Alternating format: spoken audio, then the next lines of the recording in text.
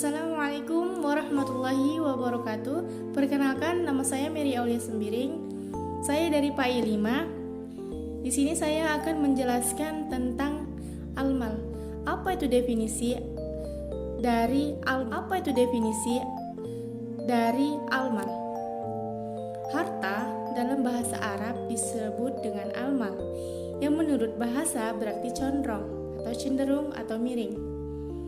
Al-mal juga diartikan sebagai segala sesuatu yang menyenangkan. Manusia dan mereka pelihara, baik dalam bentuk materi maupun manfaat. Ada juga yang mengartikan dengan sesuatu yang dibutuhkan dan yang diperoleh manusia, baik berupa benda yang tampak seperti emas, perak, binatang, tumbuhan, maupun yang tidak tampak, yakni seperti kendaraan, pakaian, tempat tinggal. Dan menurut definisi ini, harta memiliki dua unsur, yaitu yang pertama adalah harta dapat dikuasai dan dipelihara. Sesuatu yang tidak disimpan atau dipelihara secara nyata tidak dapat dikatakan harta. Yang kedua itu dapat dimanfaatkan menurut kebiasaan. Segala sesuatu yang tidak bermanfaat seperti daging bangkai atau makanan yang basi tidak dapat disebut harta atau bermanfaat. Tetapi menurut kebiasaan tidak diperhitungkan manusia, seperti biji gandum, segenggam tanah dan sebagainya. Lalu yang kedua itu jelaskan peran dalam memahami konsep harta dalam Islam. Hadis-hadis yang diriwayatkan dari Nabi Muhammad SAW memberikan penjelasan lebih lanjut. Contohnya itu konkret dan aplikasi praktis atas ajaran Al-Quran tentang harta. Berikut adalah beberapa peran dan relevansi dan sunnah dalam memahami konsep harta dalam Islam. Penjelasan tambahan hadis-hadis memberikan penjelasan tambahan dan detail yang tidak dijelaskan secara eksplisit dalam Al-Quran. Yang mana sunnahnya ghairul almal ma fi sabilillah, yang artinya harta yang paling berkah adalah yang digunakan berinfak. Sebagaimana sebanyak-banyaknya harta adalah orang yang pandai menyisihkan untuk berinfak dan memberikan sedekah atau memberikan sebagian hartanya untuk orang yang lebih membutuhkan. Islam. Sesungguhnya, kaidah pertama dalam membangun ekonomi Islam adalah menghargai nilai harta, benda, dan perannya dalam kehidupan manusia. Karena asumsi yang beredar dalam sebelum datangnya Islam, baik sebagai pemahaman agama atau aliran, telah menganggap harta sebagai keburukan, sedangkan kemiskinan dianggap sebagai kebaikan. Bahkan menganggap segala sesuatu yang berkaitan dengan kenikmatan materi merupakan kotoran bagi rohani dan penghambat bagi peningkatan kemuliaan rohani. Sebagaimana Allah Subhanahu wa taala berfirman, A'udzubillahi minasyaitonirrajim. Bismillahirrahmanirrahim.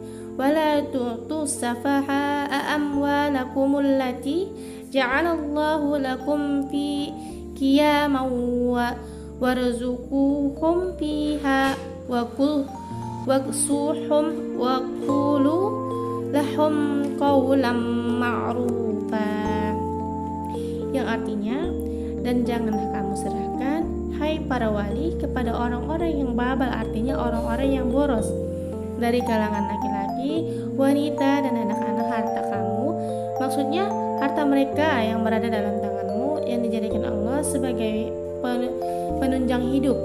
Qiyamun masdar dari kama, artinya penopang hidup dan pembela kepentinganmu karena akan mereka habiskan, bukan pada tempatnya. Jadi gunakanlah harta sebaik-baiknya, jangan menggunakan atau menghambur-hamburkan uang yang tidak penting. Lebih bagus uang itu kamu sedekahkan ke siapa tahu rezeki yang ada di tangan kamu adalah rezeki yang terhambat untuk orang lain. Lalu yang keempat itu adalah fungsi harta dalam Islam menurut Mustafa Ahmad. Lalu yang keempat itu fungsi harta dalam Islam. Fungsi harta dalam Islam menurut Mustafa Ahmad Zarqa dalam artikelnya Subhan, penggunaan harta dan kepemilikan seharusnya tidak hanya untuk kepentingan pribadi, tetapi juga untuk kepentingan umum seharusnya digunakan secara bijaksana untuk urusan sosial dan membantu sesama manusia. Pendekatan ini mencerminkan nilai-nilai kepedulian, keadilan, dan kebersamaan dalam membangun masyarakat yang saling mendukung dan berempati terhadap kebutuhan orang lain. Adapun fungsi harta dalam Islam yaitu berfungsi untuk menyempurnakan pelaksanaan ibadah yang khas. Sebab untuk beribadah diperlukan alat-alat seperti alat untuk menutup aurat, dalam pelaksanaan sholat, melaksanakan ibadah haji, sedekah, zakat, hibah, dan lain-lain.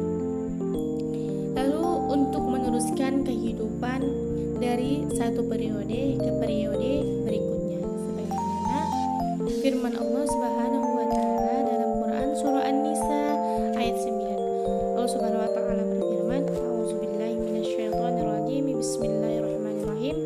Wal yakhshal ladzina law taraku min khalfihim dzurriyyatan di'afan khafu 'alaihim falyattaqullaha wal yaqulu qawlan sadida."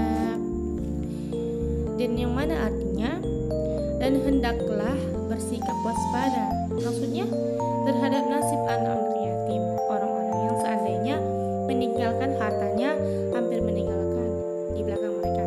Sepeninggalan mereka keturunan yang lemah, maksudnya anak-anak yang masih kecil mereka khawatir terhadap nasib mereka akan terlantar, maka hendaklah mereka bertakwa kepada Allah. Yaitu fungsi harta itu bukan hanya untuk keperluan pribadi, bisa saja ada orang lain yang membutuhkannya seperti anak yatim dan orang-orang yang fakir seperti itu. Dan yang kelima itu kedudukan harta dalam Al-Quran dan hadis. Kedudukan harta dalam Al-Quran dan hadis yaitu harta sebagai amanah manusia sebagai khalifah di muka bumi ini diberikan titipan atau amanah oleh Allah Subhanahu wa taala. Salah satunya adalah dalam bentuk harta sebagai sarana bukan sebagai tujuan hidupnya. Hal ini dijelaskan dalam Quran surah Al-Hadid ayat 7 yang berbunyi, Allah Subhanahu wa taala berfirman, "A'udzubillahi minasyaitonirrajim. Bismillahirrahmanirrahim. Wallazi yunzilu 'ala abdihi ayatin bayyinatin liyukhrijakum minaz zulumati ilan nur wa innallaha bikum laraufur rahim." Yang mana artinya, dialah yang menurunkan kepada hambanya ayat-ayat yang terang, ayat-ayat Al-Quran yang jelas supaya dia mengeluarkan kalian dari kegelapan, dari kekafiran kepada cahaya, kepada keimanan. Dan sesungguhnya Allah benar-benar terhadap kalian, karena Dia telah mengeluarkan kalian dari kekafiran kepada iman Maha Penyentuh lagi Maha Penyayang. Quran surah Al-Hadid ayat 57. Sekianlah pembahasan tentang harta dari saya akhiri. Assalamualaikum warahmatullahi wabarakatuh.